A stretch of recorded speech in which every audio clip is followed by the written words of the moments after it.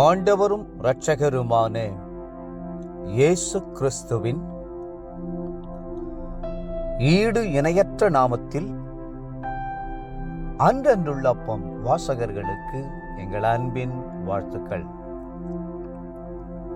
2026 ஆண்டு ஏப்ரல் மாதம் 15ஆம் தேதி புதன்கிழமைக்குரிய தின தியானம். இன்றைய தலைப்பு சத்தியமுள்ளவர்.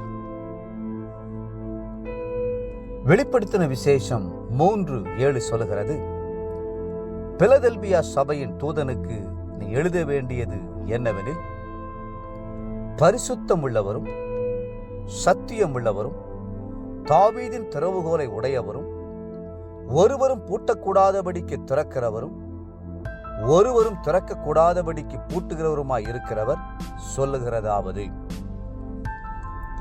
நம் கடிதங்களை எழுதும் போது பொதுவாக என் அன்புள்ள அம்மாவுக்கு உங்கள் அன்பை மறவாத மகன் எழுதுவதாவது என்பது போல் ஆரம்பிக்கிறோம். ஆனால் கர்த்தர் நமக்கு எழுதுகிற நிருபத்திலே தம்மை குறித்து சில ஆழமான சத்தியங்களை குறிப்பிட்டு எழுதுகிறார். இங்கே தன்னை அவர் அறிமுகம் செய்யும் போது பரிசுத்தம் உள்ளவரும் சத்தியம் உள்ளவரும் என்று குறிப்பிடுகிறார். ஆம், பரிசுத்தமும் சத்தியமும் தேவனுடைய நிரந்தர குணாதிசயங்களாகும். நாம் ஆராதிக்கிற தேவன் பரிசுத்தம் உள்ளவர். நமக்கு பரிசுத்த வேதத்தை அருளி செய்தவர். அவர் 100க்கு 100 பரிசுத்தம் உள்ளவர், 100க்கு 100 சத்தியம் உள்ளவர். பரிசுத்தமுள்ள அவர் பரிசுத்தமான பாதையிலே வாழும்படி நமக்கு உதவி செய்கிறவர். சத்திய வழியிலே நடப்பதற்கு சத்திய வேதாகமத்தை அருளி செய்தவர் அவர். கிபி 4ஆம் ஆண்டில் முதலாக இஸ்ரவேல் தேசத்திலே கிறிஸ்தவ ஆலயம் கட்டப்பட்ட போது அந்த ஆலயத்தின் மேலே அன்றைக்கு இருந்த கிறிஸ்தவர்கள் ஒரு வசனத்தை எழுதி வைத்தார்கள். அவ்வழியே போவோரும் வருவோரும் வாசிக்கும்படி அவ்வசனம் பளிச்சென காட்சியளித்தது. ஆனால் சில வருடங்களுக்கு பிறகு அந்த தேசத்தை இஸ்லாமியர்கள் கைப்பற்றிய போது அந்த கிறிஸ்தவ ஆலயத்தை குதிரை லாயமாக மாற்றிவிட்டார்கள். மேலே இருந்த வசனத்தை சாந்து போட்டு பூசி முற்றிலுமாய் மறைத்தார்கள். பல வருடங்களுக்கு பிறகு ஒரு நாள் பூசப்பட்டிருந்த சாந்து கீழே கொட்டியது. பழைய வசனம் மீண்டும் வெளியே தெளிவாக தெரிந்தது. எல்லோரும் அந்த வசனத்தை ஆர்வமாய் வாசித்தார்கள். கர்த்தருடைய வார்த்தை உத்தமமும் அவருடைய செய்கையெல்லாம் சத்தியமாய் இருக்கிறது. அவர் நீதியிலும் நியாயத்திலும் பிரியப்படுகிறார்.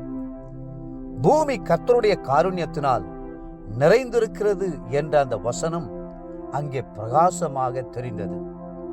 33ஆம் சங்கீதம் 4ஆம் 5ஆம் வசனங்கள். வானமும் பூமியும் ஒளிந்து போனாலும் ஆண்டவருடைய வார்த்தைகள் மாறாதவை அல்லவா? அவர் நித்தியமானவர், சத்தியமானவர், பரிசுத்தமுள்ளவர். கர்த்தருடைய சத்தியமான வசனங்கள் நமக்குள்ளே பரிசுத்தத்தை கொண்டு வரக்கூடியது. பார்ப்பதற்கு மற்ற உலக புத்தகங்களைப் போல பேப்பரிலே மையினால் அந்த வசனங்கள் அச்சிடப்பட்டிருந்தாலும் கர்த்தருடைய சத்திய வசனத்துக்குள் ஆவி இருக்கிறது, ஜீவன் இருக்கிறது.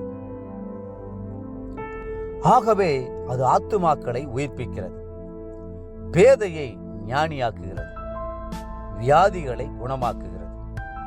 மாத்திரமல்ல, அவருடைய வசனங்கள் பரிசுத்தம் உள்ளதாகவும் விளங்குகிறது. தேவப்பிள்ளைகளே, வேத வசனத்தை பின்பற்றி நடவுங்கள்.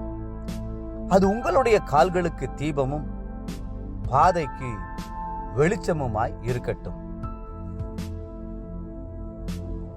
இன்றைய நினைவிற்கு யோவான் 17ஆம் அதிகாரம் 16, 17ஆம் வசனங்கள். நான் உலகத்தான் அல்லாதது போல அவர்களும் உலகத்தார் அல்ல. உம்முடைய சத்தியத்தினாலே அவர்களை பரிசுத்தமாக்கும். உம்முடைய வசனமே சத்தியம். இன்றைய வேத வாசிப்பு காலை 1 சாமுவேல் 27, 28 மற்றும் 29 அதிகாரங்கள். மாலை லூக்கா 13 அதிகாரம் 1 22 வசனம் முடிய. அன்புக்குரிய அன்றனுள்ளப்பம் வாசகர்களே, மீண்டும் உங்களை வாழ்த்துகிறோம். நம்முடைய ஆண்டவர் சத்தியமுள்ளவர். சத்திய வசனத்தை கைக்கொள்ளுங்கள். கர்த்தர் தாமே உங்களை ஆசீர்வதித்து மென்மேலும் உயர்த்துவாராக. ஆமென்.